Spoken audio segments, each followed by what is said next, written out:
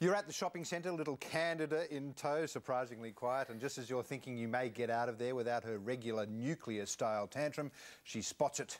The lolly shop. You hold your breath, count to 3, and she's off, pleading, sobbing, on her back, on the floor, and then the glass-shattering screech. So you grab her by the ankle and drag her out of the joint. Beautiful bit of parenting, job done. Well, Sophie Havighurst may have found an easier, calmer way to solve the dreaded public tantrum that could have parents around the country breathing a sigh of relief. Turning into kids helps parents better understand and respond to their children at their most emotional. And to tell us more, we're joined in the studio by Sophie and mum of 2, Laura Murray. Good morning, ladies. Thanks for joining us. Good morning. So let's start with you. What is tuning into kids? Well, look, it's a parenting program that myself and Anna Harley, who's a parent educator with long experience in working with parents, we developed this program because we felt there was really a major hole in the knowledge about how to really tune into children's emotions. Most of the parenting work is around how to control your child, how to get your child to behave right. Getting them to stop that tantrum. That's right. Rather than teaching them about, well, I really want something and how can I learn about those feelings and still be able to express that but not necessarily have to have everything.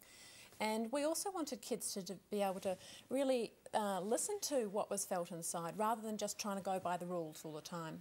And so we developed a parenting program that was really helping kids to learn the skill by helping parents to really teach children these skills. So is it for bad parents or is it for bad children? It's for neither. It's for neither. No, well, come on, Laura. You've done the course. Are you a bad parent or do you have bad kids? I hope not. I hope neither. Sometimes I think both, but no, I don't think so. Why did you do the course? I did the course because I have 2 children who are both fairly strong-willed and they have trouble managing their emotions. And so we used to get into lots of tantrums, the shopping centre thing, just as you were saying, and I didn't really know how to deal with it. I'd follow the other parenting programs that you see all the time with time out and naughty chairs and all those sort of things. Bad behaviour. And that just tended to escalate matters. It would just make it worse. And you know, one of my kids could go on for 2 or 3 hours with the tantrum if she wanted to. Yeah. So I had to find a better way that was also in keeping with, I guess, what felt right for me, because being in conflict with my children all the time just didn't feel right. No. Well, let's talk about tantrums then. In order to deal with a tantrum, I guess we need to know exactly why a child is throwing a tantrum. Yeah. Do we know why a child is throwing a tantrum? Well, I mean, the things that drive anger are the same for us as adults. We often express anger as a frustration, but underneath there can be a whole lot of other things. So it's often things like a child feeling left out, maybe feeling jealous, maybe feeling embarrassed, maybe feeling distressed about something, but what comes out is often anger. It's not just about I want to have things. It's often about I don't feel listened to or other things going on. So our whole idea is that if parents really listen to what's underlying some of that in terms of the emotion and what's going on behind that, and tune into that, children don't escalate to that point of having tantrums because they can communicate what else is going on. Well, how do we do it? Yes, doesn't that sound lovely in theory? Yes, exactly. How do you tell a 2.5-year-old, or how do you have that conversation with the 2? Can you have that conversation with a kid that young? Well, from very early, kids are developing words to think about what's felt. So from about sort of a year of age, children are starting to understand emotion. Not necessarily with lots of language, but over time what you see is increasing kids are starting to understand. Every time you use words to describe what you think is going on for the child is starting to make those connections. So it's fabulous from very early to do this. They don't always understand everything though, do they? You know? But you can often say, oh, you're really frustrated with, not being able to get your spaghetti on your fork or whatever the case is. Something simple. So you can give them the words to start with. Okay. That's right. And then over time, they start to put the words to things. And they'll say, no, that's not what it is. Or they'll say, you'll see them dissolve in tears and you'll realise you really have hit on what's going on. So the really important part of helping them to think about what's felt helps them to communicate. So has this worked for you? I mean, do you have examples of where you've been able to connect with your child in the middle of a tantrum? Yeah, well, often it happens before the tantrum starts. If you can see it's going to happen. Your example with going into a shop, for example, I remember a situation where we've all been there. Yeah, we'd been on an outing and the kids had trades and we're just about to leave, and my youngest spots a dispensing machine that has balls or that goes around. Something don't you hate those really, things? really cool. And he's made a beeline for it and clearly, he wanted one. He really wanted one. And so what I did at that point was, rather than try to just grab him by the hand and take him and say, no, you can't have one, let's go, because basically that would have ended up, he would have dissolved. I would have had a screaming 4-year-old all the way home in the car. You can see what's going to happen. You can see it's going to happen. You're either going to give in and buy him one, or he's going to have a tantrum. So I just got down on his level and talked to him about how cool the machine was, and that is a really cool machine. And look, love those toys. I can see why you want one of those. And just talked through that for just a couple of minutes. Just kept going like that until he could really see that I understood that he wanted one. And at that point, I was just able to take his hand and walk away. And so you didn't at any stage say, I'm not going to give you one? You just commented on... I don't think so.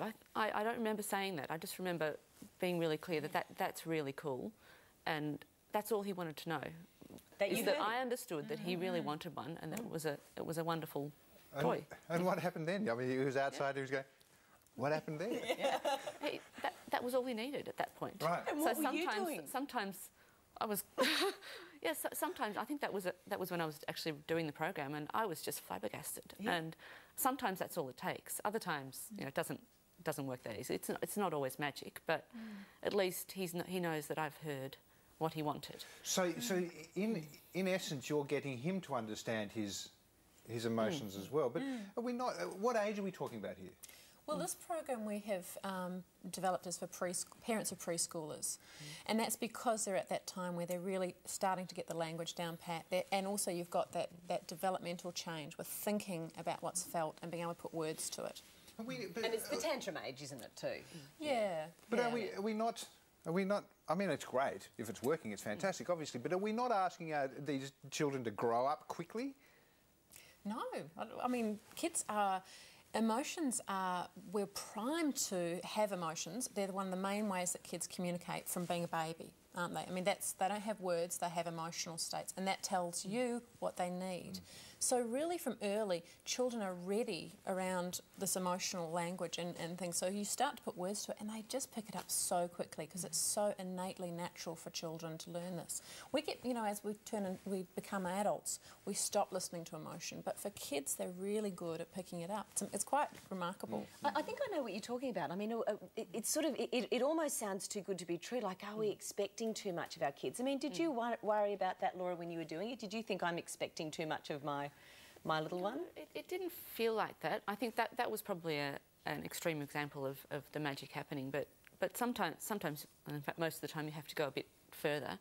And I don't think it's expecting too much, that bit where you just show them that you understand what they're feeling, and then you can move on to solving the problem. So understanding that, so I'm dropping him off at childcare and he doesn't want to be left.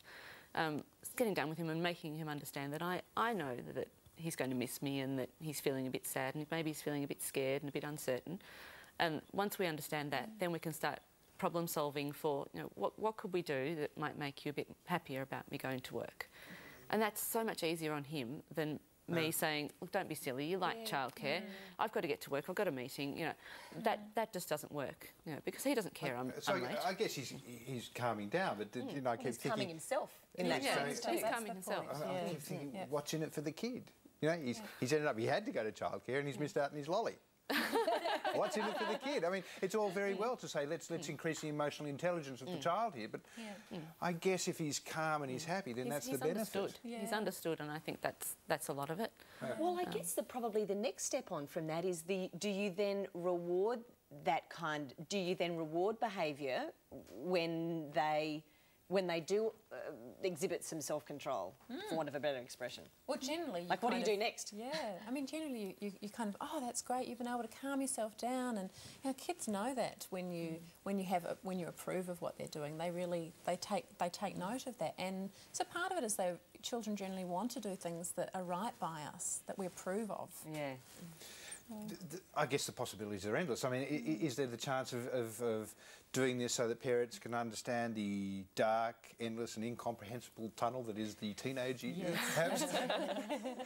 Yes, and we've actually just started, we're doing a research trial right now of a program for parents of grade 6 children, because that's another time when you get this really big upsurge of emotion, and it's often when parents and kids really disconnect. They no longer communicate. So it's about that same thing about helping parents to really communicate well with their children. That sounds like the key, doesn't it? Yeah. Communication. We have to just remember as parents to keep trying to understand how they're feeling and keep the lines of communication open. That's right. Good to talk to you both. Thank you so much. Thank you very much. Thanks I'm for your going to time. try that one with that dreadful spinny ball thing. That's a nightmare for me. All right, we'll be back with some sporting diamonds after this. But tell me, did the wind sweep you off your